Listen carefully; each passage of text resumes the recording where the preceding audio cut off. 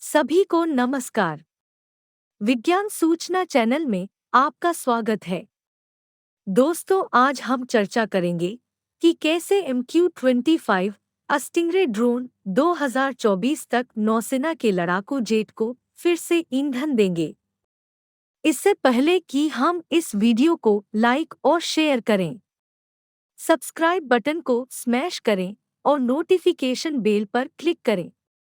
MQ-25 drone, जिसे stingray कहा जाता है, विमान वाहक से दूर ले जाएगा और नौसेना के भविष्य के दृष्टिकोण के लिए महत्वपूर्ण है। आम तौर पर जब नौसेना के सुपर हॉर्नेट लड़ाकू जेट विमान वाहक से उड़ान भरते हैं, तो वे कभी-कभी ईंधन के 5 अतिरिक्त टैंक के साथ लोड किए गए स्क्वाडमेट के साथ होते हैं।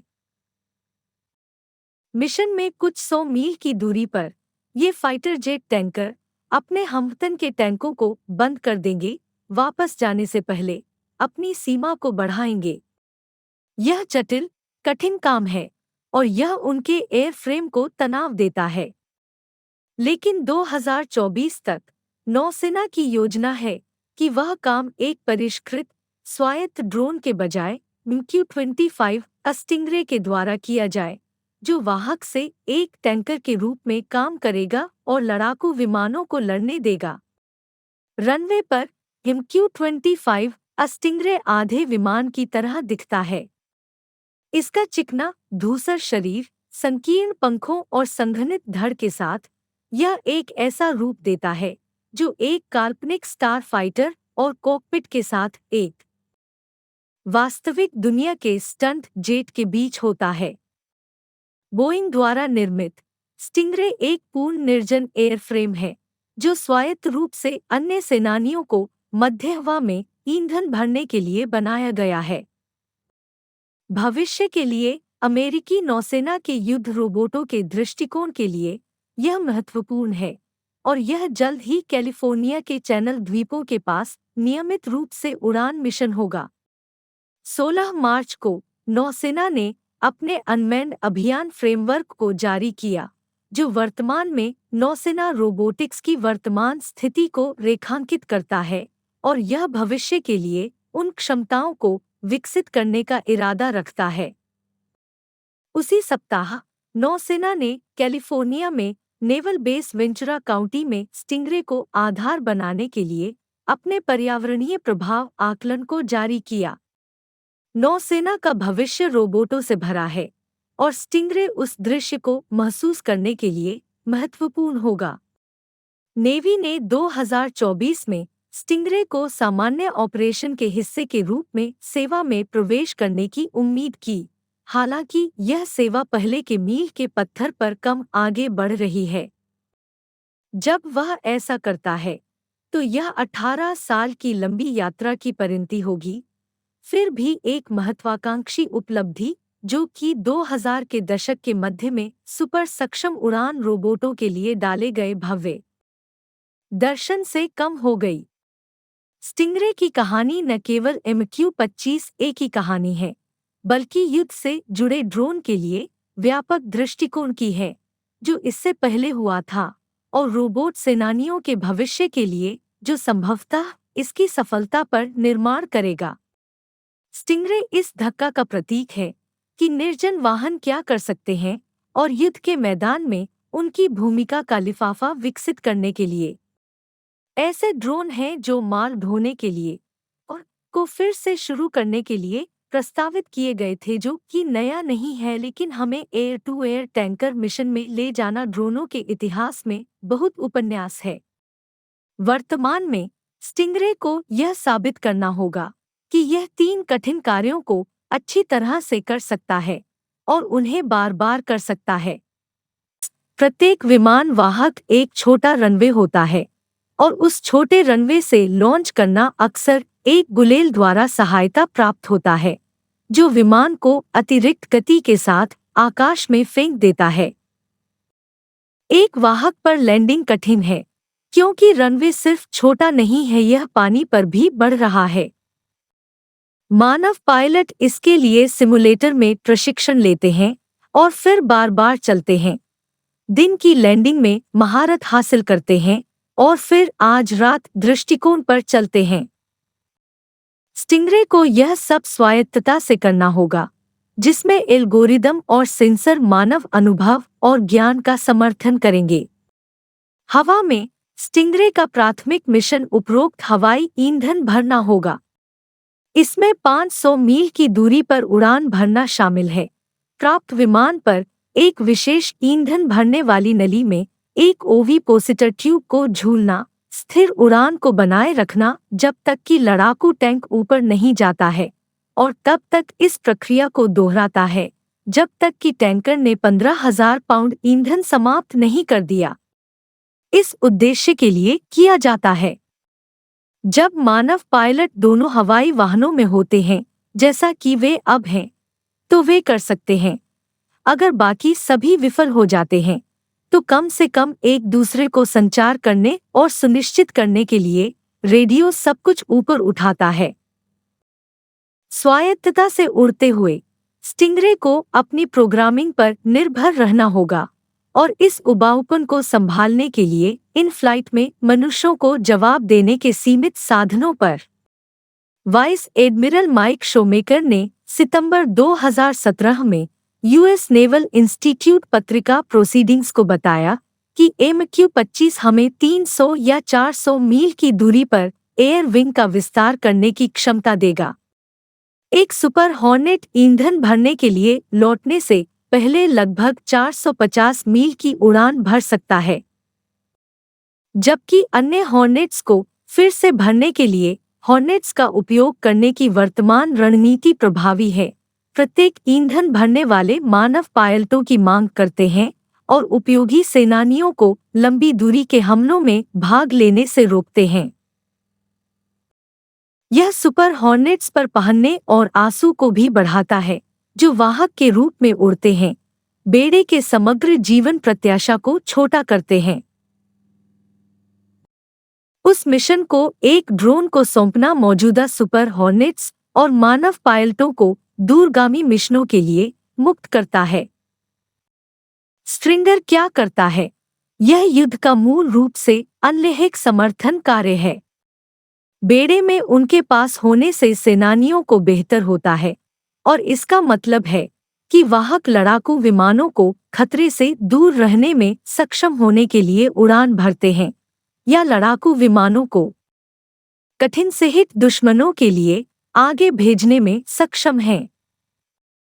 स्टिंगरे हवाई युद्ध की सुविधा देता है, भले ही इसके संचालन का मुख्य मोड रनवे के बीच आकाश में ईंधन डिपो के रूप में होगा और जहां बम धमाके होते हैं। यह एक कार्यक्रम के लिए एक मामूली शुरुआत है जो 21वीं सदी की शुरुआत में अपनी जड़ें खोज सकता है। 2006 में नौसेना खोज कर रही थी कि वास्तव में यह उड़ने वाले रोबोट के साथ क्या कर सकता है। अक्टूबर 2000 से एक रक्षा बजट ने 2010 तक 1/3 विमानों को परिचालन गहन स्ट्राइक फोर्स एयरक्राफ्ट बेड़े में निर्जन होने के लिए बुलाया था। नौसेना के लिए इसका मतलब था एक गुण, स्वायत्त, वाहकाधारित मानव रहित लड़ाकू हवाई वाहन का विकास करना।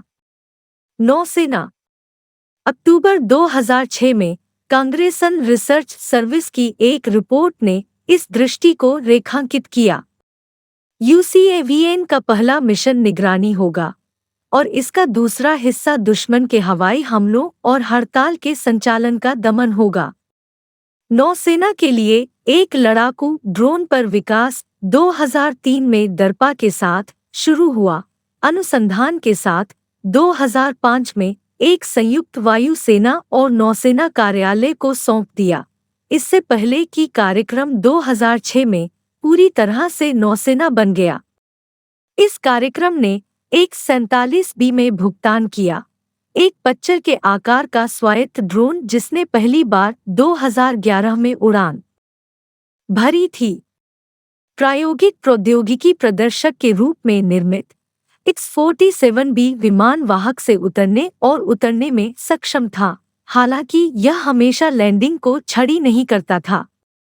बाद की उड़ानों में इसने लड़ाकू विमानों की जानकारी के साथ उड़ान भरने की क्षमता का प्रदर्शन किया और एक प्रकार के समापन के रूप में इसे सफलतापूर्वक मध्य हवा में ईंधन भर दिया गया। X-47B के बाद यह उम्मीद की गई थी कि नौसेना दुश्मन को खोजने और उन पर बम गिराने के लिए मानव द्वारा जारी आदेशों का पालन करने में सक्षम ड्रोन को पूरी तरह से विकसित लड़ाकू विमान में विकसित करने की कोशिश करेगी। इसके बजाय नौसेना ने निर्जन विमान के लिए अपनी दृष्टि के स्कोप को वापस ले लिया, जिससे यह सीधे मुकाबले से दूर हो गया।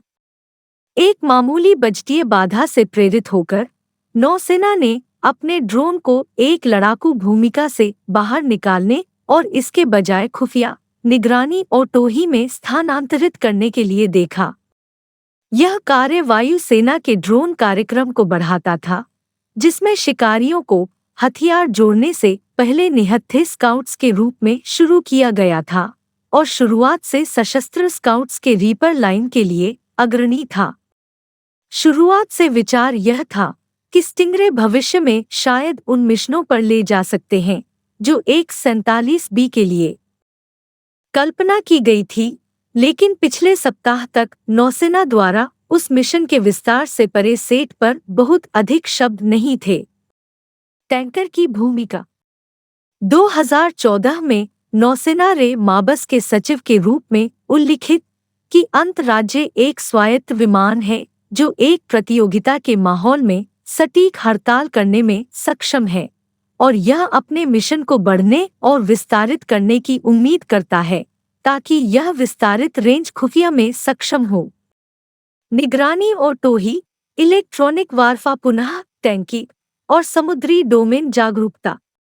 यह अभी भी अंत की स्थिति को ध्यान में रख सकता है, लेकिन स्टिंगरे पहले एक विश्वसनीय टैंकर होने का पता लगाकर और फिर पहले से ही सफल टैंकर प्लेटफॉर्म पर स्काउटिंग जोड़कर वहां पहुंचने वाला है। नौसेना ने अपने बड़े वाहक को 2016 में कांग्रेस के आक्षेपों पर एक टैंकर ड्रोन बनाने के लिए तैयार किया, जो एक हमले के विमान के बजाय उस ऊर्जा पर ध्यान केंद्रित करना चाहता था। एक टैंकर के उस स्विच का यह भी मतलब था कि नॉर्थरॉप ग्रूमन, जिसने X-47B का निर्माण किया था, ने अनुबंध की प्रतियोगिता से बाहर निकलने का फैसला किया, जो अंततः बोइंग द्वारा जीता गया था। नौसेना के नए मानवरहित अभियान ढांचे के बारे में एक कैपिटल हिल सुनवाई में वाइस एडमिरल जेम्स किल्बी ने संभावना व्यक्त की कि स्टिंगरे की सक्षम एयरफ्रेम मध्यवायु ईंधन भरने से परे कार्यों और पेलोड को ले सकती है। खुफिया निगरानी और टोही की तरह शायद इलेक्ट्रॉनिक हमले, हड़ताल और फिर जटिलता के रूप में अन्य चीजें उस मिशन सेट में बढ़ती हैं। इलेक्ट्रॉनिक युद्ध मोटे तौर पर जैमर और अन्य हथियारों को संदर्भित करता है जो इलेक्ट्रॉनिक सिस्टम में हस्तक्षेप करते हैं या विस्फोटक विनाश के अलावा अन्य साधनों के माध्यम से बाधित होते हैं। स्टिंगरे वाहकों के लिए दूर दूर के ठिकानों पर हथियार डालने का एक और तरीका हो सकता है। वे टैंक, रडार प्रतिष्ठान या दुश्मन के रूप में चिह्नित लोग हैं। स्टिंगरे ये अपनी सफलता पर निर्मित कुछ अन्य ड्रोन प्राप्त करना उन मिशनों को उड़ाने के लिए महत्वपूर्ण होगा यदि नौसेना एयर विंग में विमान के 40% से ऊपर की ओर पहुंचना है जो मानव रहित है, जैसा कि किल्बी ने उस सुनवाई में वादा किया था। यह सब होने से पहले स्टिंगरे बेड़े को अपने नए घर में बसने की जरूरत होगी। पॉइंट मुगु में नौसैनिक अड्डा, प्रशांत तट पर वेंचुरा काउंटी में मालिबू के पश्चिम में। देखने के लिए धन्यवाद।